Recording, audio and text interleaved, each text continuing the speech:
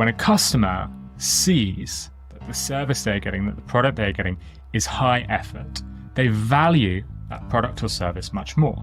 When they see that it takes time and diligence and care to create a cup of coffee, they'll enjoy the cup of coffee more than if it feels easy to create. And if we showcase effort in our work, we'll increase our sales. This is Phill Agnew, a self-professed behavioural science nerd and the host of the UK's #1 marketing podcast, Nudge.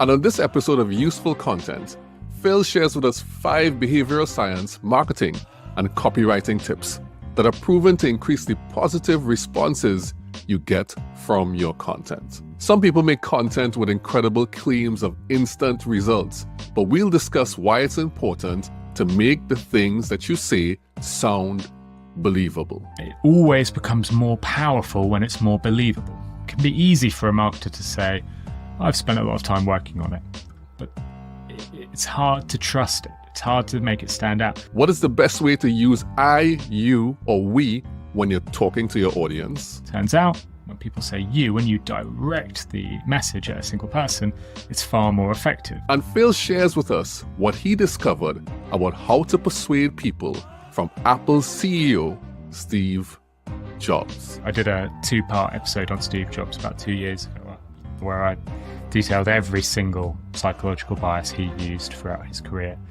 And I watched every single one of his keynotes twice. And I think the thing that I noticed when I watched them is at the start of almost every single keynote, he says, let's make useful content.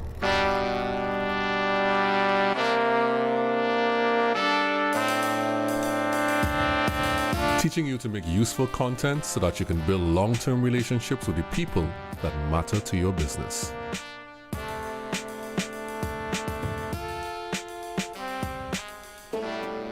Hello and welcome to Useful Content, and today we have a brand new teacher in our Useful Content classroom, Phill Agnew. Hi, Phill. Hello. Thank you so much for having me. I'm very, very happy to be here.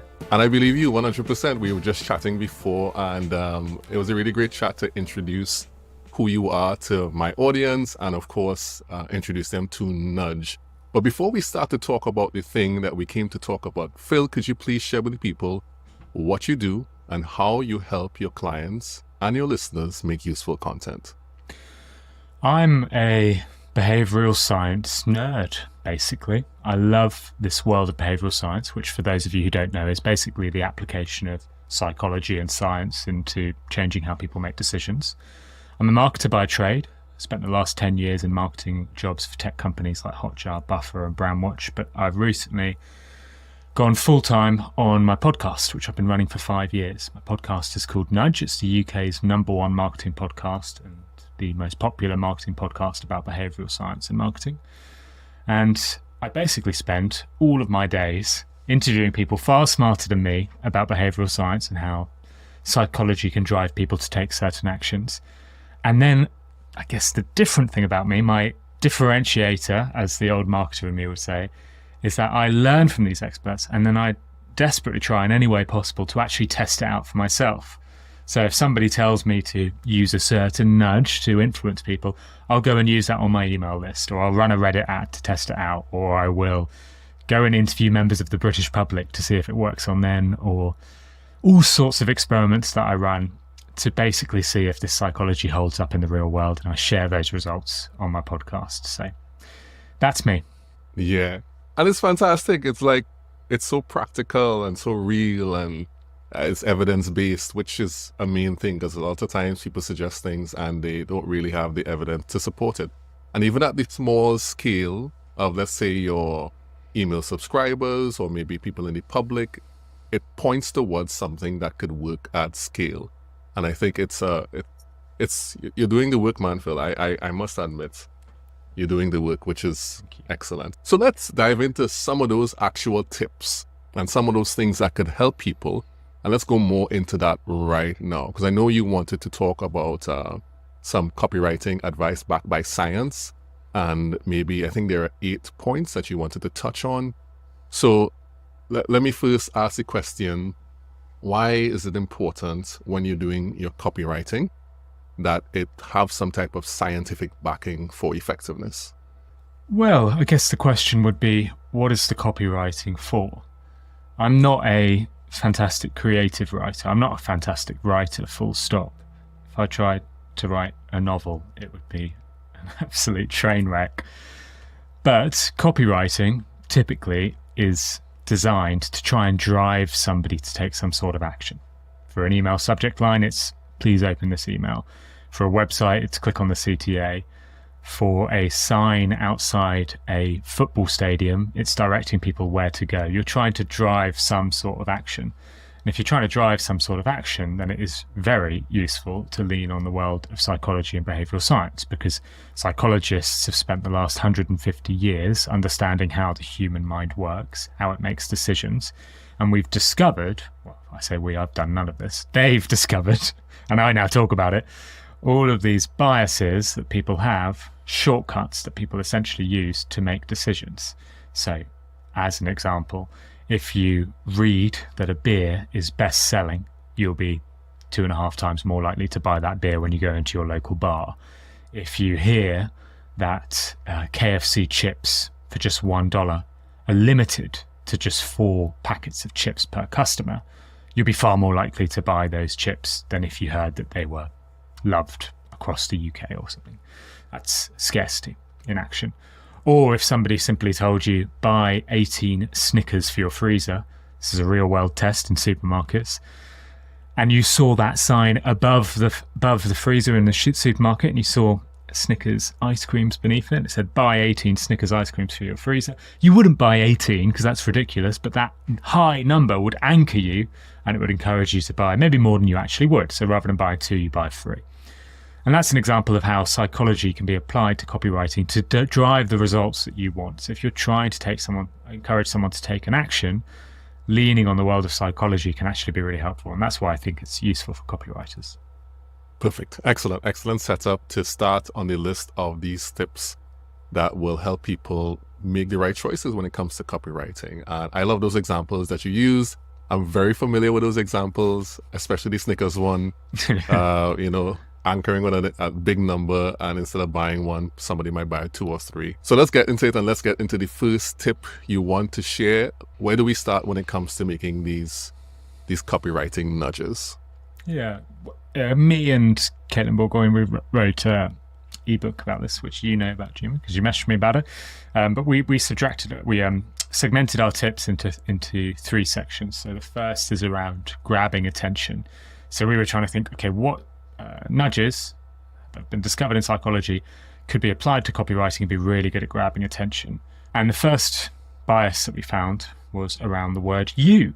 Simply saying you when you're writing copy can be a very effective way of grabbing attention. So this was an experiment done with Facebook posts. I believe they analysed about 56,000 Facebook posts. And they compared posts which said things like, you can earn X amount or you can save X amount by driving an electric car, compared with save X amount by driving an electric car. Turns out, when people say you, when you direct the message at a single person, it's far more effective. So this is like a really easy copywriting tip to just gain our attention. Just direct at someone, say you. A great example of this that I've seen in the wild is Greta Thunberg's speeches. So Greta she's younger than a lot of the people she's talking to. She's basically in a very different demographic. She's a teenager. She was basically a child when she started doing these speeches and petitioning politicians and experts to change their ways. And so she had the ability to be in a totally different group. So rather than saying we're part of the problem, she didn't have to say that because she really wasn't. She was a child. She had never owned a car. She had never been taking business flights around the world. She had never been, purchasing fossil fuels. She was just a child. So she could really frame, and if you watch her speeches, she always does this. She uses you constantly. She says, this is your problem. This is your mistake. These are your issues. You need to solve this problem for us, for the future, for children. And that is one of the reasons why she's so effective in her speeches and why her speeches really cut through, because she's using that principle, just directing the copy, or in her case, the speech, at people, forces them to pay attention. This is a great copywriting tip, which, proven to work with Facebook ads, but also with political speeches. I heard Greta Thunberg do that. There was one where, well, generally she always is filled with indignation about things, but there's one where she's really like, you did this, and it's really real. It's like it's saying, well, I'm not in that category. But I have a question, and I don't know if you've done any research or you've read any research on this. What about the whole, instead of you, when it's we, does we have the same effect? Do you know if that is a thing, or does we have a different type of effect? If I say, well, we as podcasters have a great responsibility. If I say something like that, would it have a different feeling and outcome rather than the you? It would, and it could work really well depending on who you're talking to. So Robert Cialdini, who wrote the book Influence back in the 1980s, he introduced 6 principles of influence: social proof, authority, liking, scarcity, reciprocity, consistency. Is that 6? Can't remember. If it's not, then I'm missing one, but I think that's 6. He introduced a 7th in his updated book in 2021, which was updated with all the latest research, which either proving that his biases still work or introducing a new one. His 7th was unity. And unity is this principle that he's introduced, which is basically around the idea that if you showcase that people or that individuals are part of the same group as you, it'll be a really effective way to drive action. So there's this wonderful study with this really weird setup in a university campus where basically somebody, while these students were just walking between university lecture halls, somebody would fall on the floor and ask for help. And there would be a couple of variants in the study. Some where the student is just wearing normal clothes, some where they are wearing the sports jersey of that university, and another, I'm talking about the student who fell on the floor. So what's he or she wearing? Normal clothes, the sports jersey of that university, or the jersey of another university, like a rival university. How many people stop to help? Well, when it's normal clothes, sort of average around amount stop, maybe it was 10%. When it was the clothes of a rival university, very, very few stop, 2%, something like that. I don't know the specific numbers, but it was around that. When it was when that individual was wearing the sports jersey of the actual university where everybody was at, the number of people stopped rose up dramatically. Far more people stopped, and that's because they feel unity with that person. They were part of that group. Another example of this is an advert for the coffee chain in the UK, Costa Coffee. They created an advert that said 8 out of 10 coffee lovers prefer Costa. I don't think it's true, by the way. Costa Coffee's not very good. Sorry, Costa.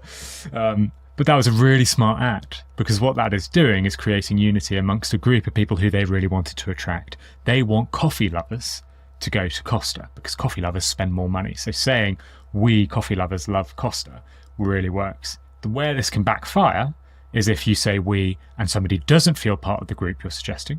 So if I was to say to this group of listeners, we marketers all know X, Y, Z, well, there are going to be people who aren't marketers, and that will backfire on them. They'll feel reactive. They'll say, don't call me a marketer. I'm an ad man, or I'm in HR, or I'm in sales. They'll feel quite upset about that. So it wouldn't work there.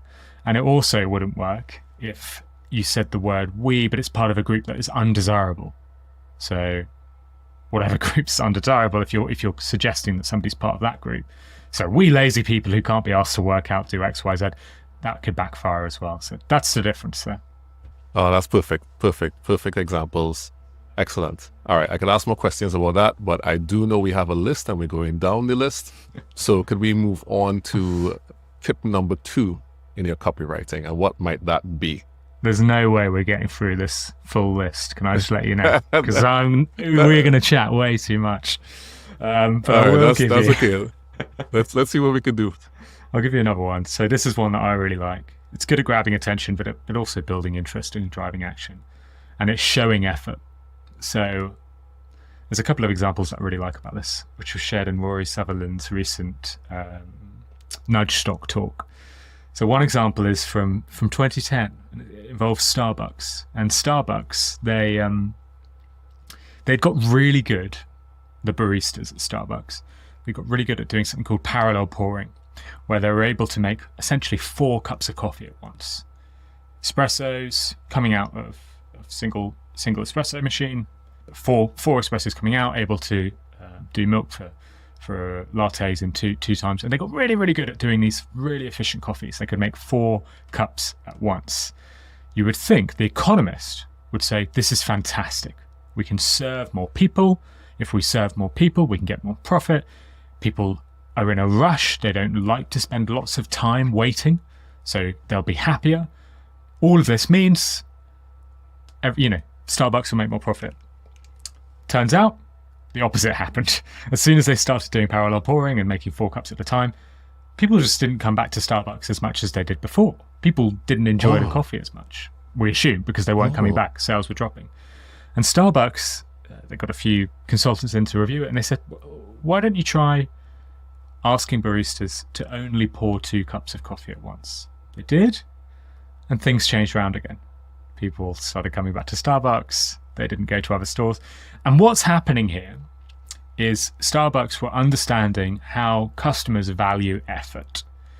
When a customer sees that the service they're getting, that the product they're getting is high effort, they value that product or service much more.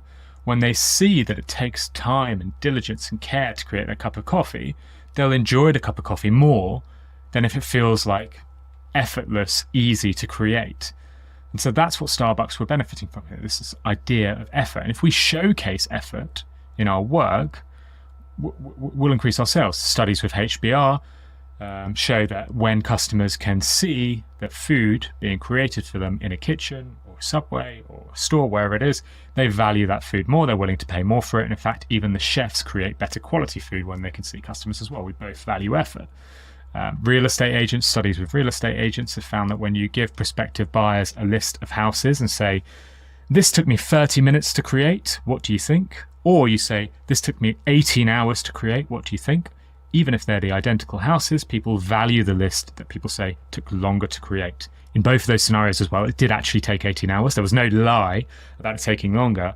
They'd actually just lied about it taking less time, and people valued those houses a lot less. And as I said at the start, one of the things I love to do with Nudge is test this out myself. So I ran a Reddit ad about a year ago.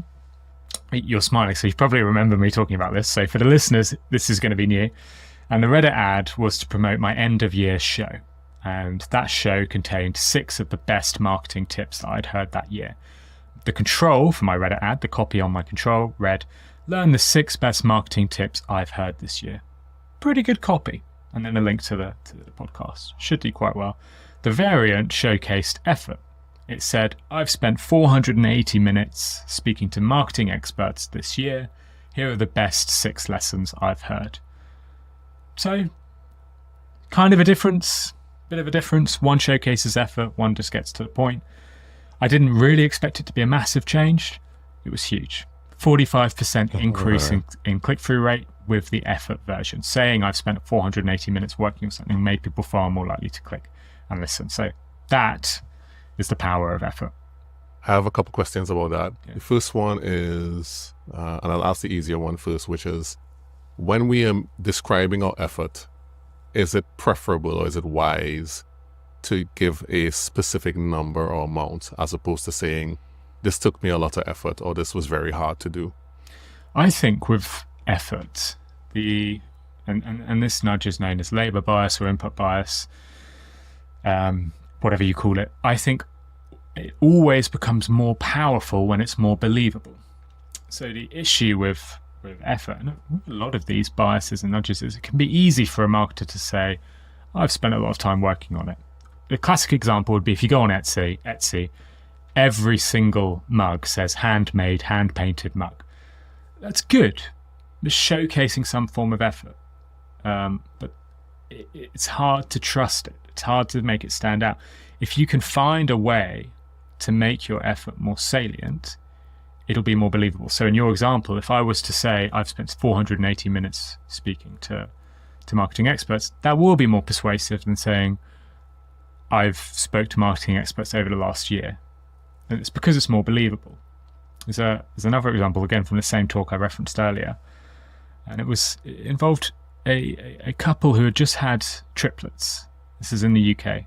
And they wanted to buy a bigger house. And there was a road they wanted to buy a house on. There were no houses for sale on that road. So usually, most people, if there's no houses for sale on a road, they don't look for houses to buy on that street because there's no way you could buy a house. But they thought, no, hold on. We really want a house on this road.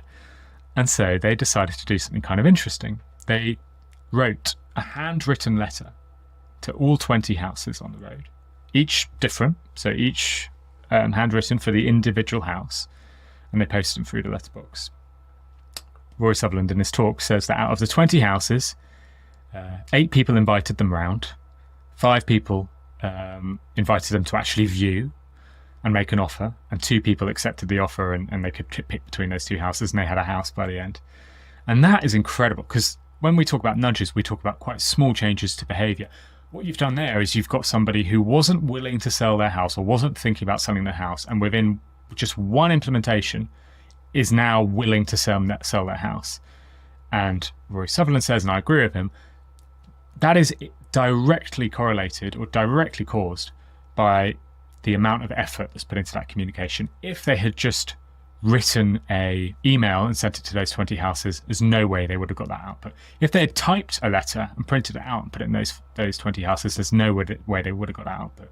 It was because they took the effort to write the letter, which is so clearly showcasing your effort, that it made the house sellers more likely to sell. Right. And I remember you saying this, and I tried it and it worked, which is writing that handwritten note even works if you send it digitally as well. Yeah. I tried that. I couldn't, like, you're in the UK. It would be nice if I could handwrite you a letter and email it and mail it out in snail mail. But for some people, I tested it and I sent in a handwritten note, took a picture of it on one of my pads here, probably this one. It's my little notepad. Did a little handwritten note in this, tore the page out, took a picture of it, sent it, attached an email. And the person who I interviewed shared it on LinkedIn and said this was a lovely handwritten note. And I said, well, I sent you digital, and they were raving about the fact that this is a great way to do it. Little did they know I learned that from Phill. And so it actually does work. So I endorse that particular nudge. It does work. I'm really glad you're experimenting on this. I'm actually running an experiment right now on that principle, and I can, because Really? You won't have heard this. This is one of the few things I won't have told you before. So I can let you know how it's going. Half the people have received an email from me saying, will you review my podcast? It's just a typical email. I've only got 2 reviews from that group at the moment.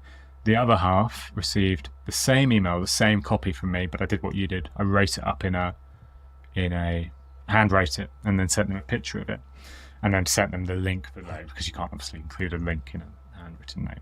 So one was a normal email with a link, one was a picture of a handwritten note with a link. The first one currently, so the control has 2 reviews, the handwritten variant has 4 reviews at the moment. It's very early days. Double the impact already at the moment. So it does seem to really work. Yeah. I agree. Testing is good. Listening is great, but like trying it for yourself is the way to go. I love the practicality of these things. And the last question I want to ask you about, like sharing the effort, is how can you find, and this may not have been part of the studies, but is there a danger in sounding like you're boasting as opposed to kind of defining your effort? Is there a danger in that you'll sound too boastful, or no, that's not a thing? It's a good question. I think if you imagine somebody boasting, you assume they are going to be talking about the plaudits they've received, the awards they've won, the titles they've gained. You know, that's, if I was to boast about my running achievements, which are tiny, it would be that I've got a sub 40-minute 10K. That would be my biggest boast. But if I was to talk, that's not really showcasing effort. If I was to talk about how I've done, last year I ran 2,000 kilometers in the year, I guess that is a boast, but it's more showcasing the fact that actually now I'm just sharing my effort. I think Steve Jobs knew a thing or two about persuading people and about what's the best way to get people on board. I did a 2-part episode on Steve Jobs about 2 years ago, a year and a half ago now, where I detailed every single psychological bias he used throughout his career. And I watched every single one of his keynotes twice. And I think the thing that I noticed when I watched them is at the start of almost every single keynote, he says the effort that he's made and his company has made. He'll say something like, if you had been around Apple's offices over the last 10 weekends, you would have seen the car parks were full of cars, or we've spent 5 years working on this and it's the thing that I'm most proud to release. He always started his keynotes by showcasing effort. And I think if it's good enough for Steve Jobs, it's probably good enough for us. We shouldn't worry too much about it sounding like boasting when it's used by probably the most persuasive person on the planet. And I don't even think people would have said, oh, he's just boasting by saying that. They would have just said, no, he's incredibly hardworking, incredibly talented, incredibly intelligent. But he was seen to be more of all those things by using that effort nudge. Yeah. I like that. Yeah. So don't worry too much about sounding boastful. Just like define the effort, and that should help. I didn't know you had a sub 40 10K. That's cool, man. Yeah, that's cool, man. It was like a lockdown. It was real. It was in Kew Gardens in London, so it was timed 39 minutes 40 seconds, I think. But it was like COVID fitness. So it's when I could do nothing but run every day. And now, if I try to do a sub 40 10K, I would die. So yeah, not. There was once a time. Yeah, bittersweet. Bittersweet. All right. So I know we're not going to get through all 8, like you indicated before, but let's get through a couple more of your favorite ones, and let's talk about those and give the people some nudges for copywriting and other things. Yeah, there's one I really like, which is one that Richard Shotton talks about in his recent book, Illusion of Choice, and it's around being concrete. So there's this incredible study which he was replicating in his book, but I remember his version, so I'll talk about his, where he basically showed participants in his study one of 2 sets of words. One was very vague and opaque, one set of words. So words like due diligence or fantastic provenance or AI-generated technology or pioneering cutting edge tech. Those words are so vague I've forgotten them, so that's why me repeating them isn't very good. And then he showed a different group, another set of words which were very concrete. So things like award-winning vodka, for example, or a CRM tool which allows you to monitor all of your customers at once. Different things like this, concrete things which you can sort of picture and understand. They're not as vague. And the finding is that concrete words, concrete phrases, are far more memorable than vague phrases. The original study on this, I remember, was showing people words like fast car, or phrases like fast car, which is concrete, and then phrases like opaque cloud, which is not as concrete. And it's again finding the same thing, that if you're more concrete, you're more memorable. And I think this is really just a fantastic storytelling technique. Yeah. If you're trying to tell a story and trying to make a point, being able to find a concrete example or a concrete visual that people can imagine in their mind will be far better at helping them picture the story you're trying to tell. So as an example, sorry to keep plugging my own podcast, but you mentioned that you listened to my podcast this morning right before we came on air. And you said, oh, I really liked how you started it. And it was an episode all about reciprocity. So this idea that if I did a bunch of favors for influencers and I measured how many of them would promote my podcast, a surprising amount did. That's the spoiler. But I started the episode because I wanted to find a really interesting example, really concrete example, by sharing the story of the Cuban Missile Crisis and how JFK basically solved that crisis by just doing a bit of reciprocity, just doing something in return for the Russians removing the missiles from Cuba. And that concrete example is helpful for listeners because I could just start the episode by saying, doing a favor for somebody is really fantastic because it enables you to get a favor in return. And that's vague, it's opaque, there's nothing concrete for the listener to imagine. Whereas if I talk about the Cuban Missile Crisis and nukes in Cuba and JFK's demands, it's far easier for people to imagine that and picture that. And it's a storytelling techniques that really works. So the copywriting tip here is review your copy. Look for parts of your copy that seem vague, that seem opaque, that seem difficult to visualize, and just test yourself. See if you can translate them into something concrete. Rather than saying something vague, go for something concrete. Don't say, these second-hand plants are the finest quality. That's a bit vague. Say something like, these second-hand plants are impossible to kill. That's a bit more concrete. So find ways you can bring that into your copywriting. That's a great tip, keeping the language concrete. I had a friend, one of my mentors actually, who always used to say, people hear better when they see.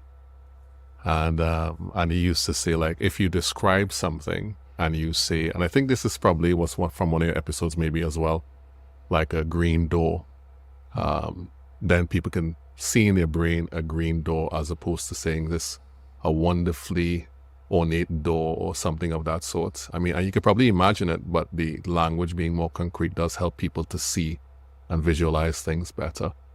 It's so good.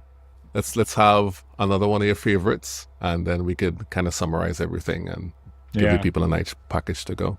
There's one I really like, which is very simple. It's one I just am tending to use a lot now in my own communications, my own copywriting. And it's built on this idea around reactance. So for listeners who don't know, reactance is that horrible feeling we get when somebody tries to restrict our autonomy. So when we're told, oh, you can't eat your picnic on the grass over there, get up and move, feels horrible. It's like, no, don't tell me what to do. I don't like to be told what to do. When we're told you can't work from home 4 days a week anymore, folks, you have to come into the office 3 times a week. That feels horrible. We feel this restriction on our autonomy. We feel reactance. We feel like we want to fight back. And this is something that marketers actually need to face and deal with a lot more than they probably expect. Whenever we receive a communication from a company that's telling us to buy now, or grab the deal before it runs out, or sign up immediately, or save your seat, all of us feel a little bit of reactance when we read that. We think, don't manipulate us. Don't tell me what I want to do. I want my own autonomy. I want to feel free to make my own choice.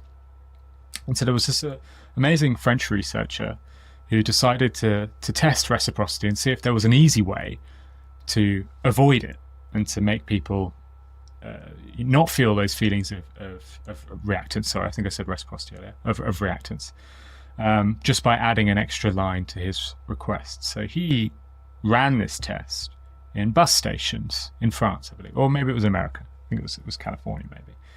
And in these bus stations, these bus stops, he would go up to fellow bus passengers waiting for the bus, and he would say, do you have any change for me to take to ride the bus? I don't have any change on me. Could I borrow some change? Actually, he didn't say can I have some change?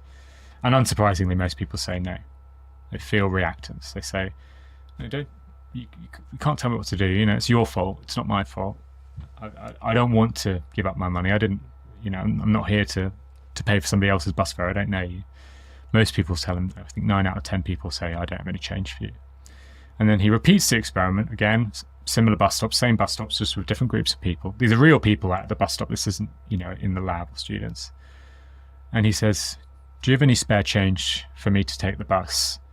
I forgot my wallet.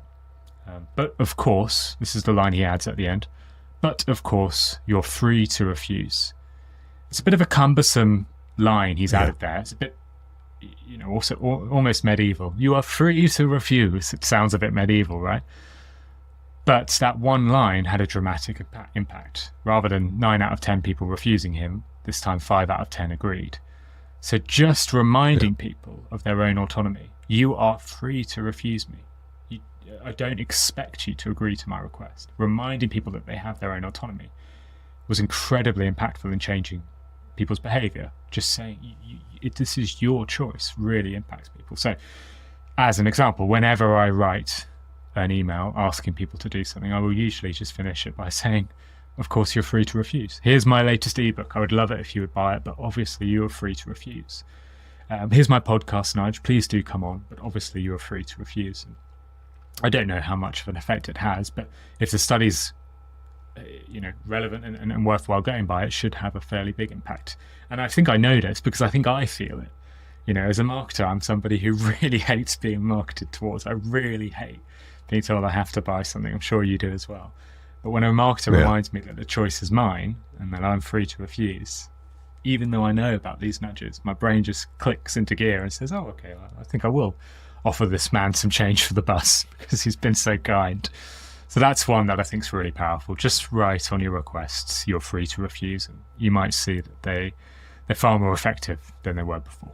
And the interesting thing about that nudge is that you are free to refuse. They don't want to tell you that.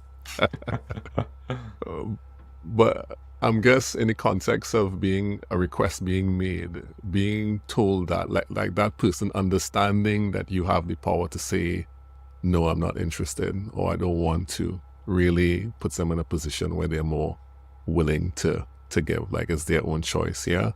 And in your, and you didn't call it this, but I'm going to call it this, in your perfect podcast pitch framework, you include that at the end, as you mentioned, and that is like something that gives the person an out, essentially.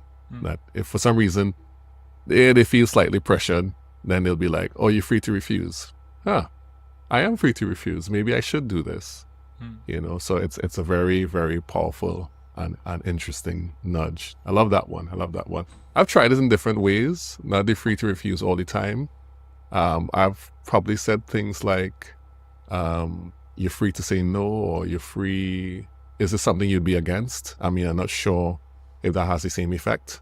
But I have said that in emails sometimes. I've tried different variations of it, with varying levels of success. Well, that's where British people like me are very good at being self-deprecating. We're fantastic at putting ourselves down, and an American would look at us and say, "You idiots! Why don't you talk about how fantastic you are?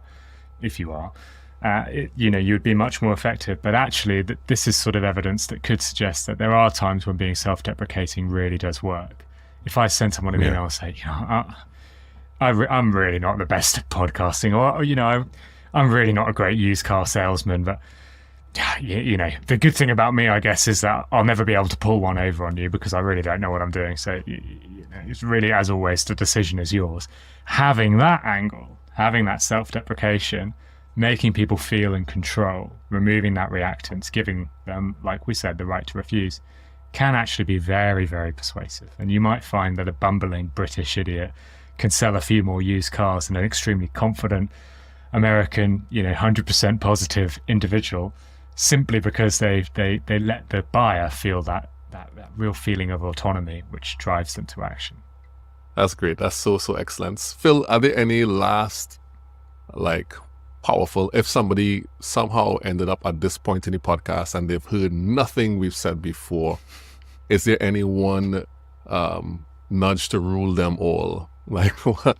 Like the one ring, any one nudge to rule them all that you would share before we close off and come to the end?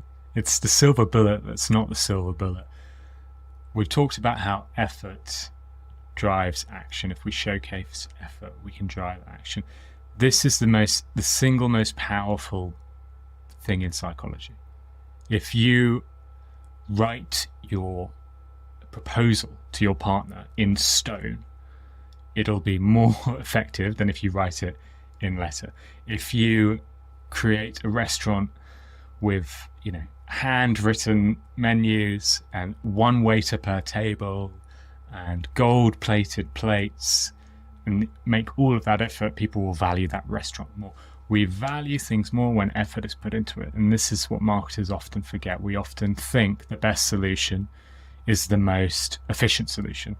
Well, we can email 1 million people, so let's email 1 million people. We don't think, well, actually, we might be much more effective at segmenting that list and creating something more personal. We might be more effective at just emailing 10 with a handwritten note. We naively believe that efficiency and effectiveness work best when actually we need to be telling ourselves something that I think we've always known, that hard work generates the best responses. So effort equals reward. If you can make more effort, you'll be more successful in your marketing. But don't be afraid of hiding that, of showcasing that effort. Don't hide it, because if people see the effort you've put into your work, they'll be even more likely to value it highly. That is the nudge I think rules them all. Thank you so much, Phill. I had a question to ask, but I can't remember what it is. But thank you so much for sharing that final nudge nudge there. I appreciate that whole effort. And I remember what I was going to say. I was going to say that that's becoming a bit of a challenge and a problem because of AI a bit, where people are putting low effort into things. And so everybody is kind of suspicious about how this was done type of thing. Oh, just as a sidebar, have you seen that become a problem with how people respond to things based on the knowledge of these available tools as well? I have a theory that there will be a future where human created content will be labeled human created content, not because of any legal requirement, but because people will just value that content more. So that'll AI content will almost become useless. For example, like imagine an AI writing a book. As soon as there's a law in place which says this has to say it's AI written or AI assisted, because as soon as people know that, their opinion of the content changes dramatically. I'm planning in a few months to go trekking in Nepal. So I've been watching a load of videos about trekking in Nepal. And most of these videos are very high effort. There are vloggers who have been to the place, they're filming themselves, filming their reactions, recording. It's fantastic. You think, oh, what amazing content. And then there was one video that had loads of views, but I realized it was using a lot of stock imagery. The voice was it sounded real, but it was the intonation was sometimes a bit off, and the accent was a bit too stereotypical. And then the copy was, the actual script was a bit odd as well. I thought, is this AI? And so I scoured the comments. It's like, surely someone else has thought about it.